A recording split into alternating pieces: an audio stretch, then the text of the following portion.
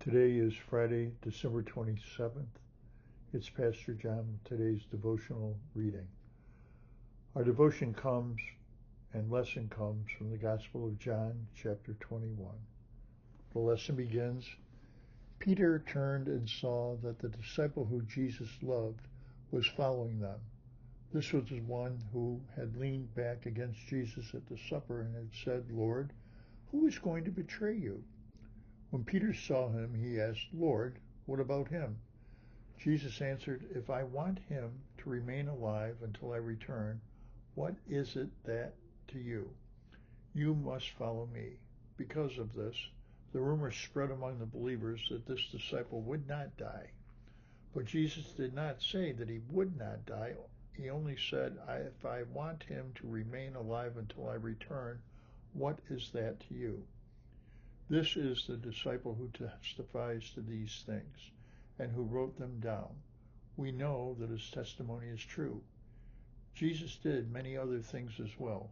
If every one of them were written down, I suppose that even the whole world would not have room for the books that would be written. This ends our lesson.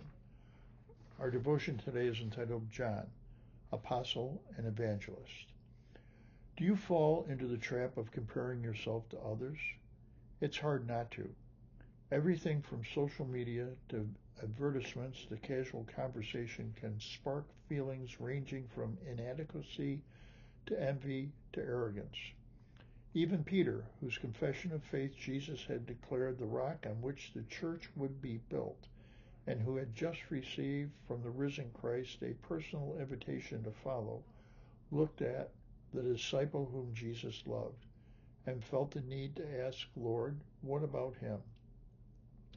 We commemorate John, often considered to be that disciple today. But instead of getting caught up in wondering what about him drew Jesus' favor, or in shaking our heads at Peter's question, perhaps we should look at the larger lesson.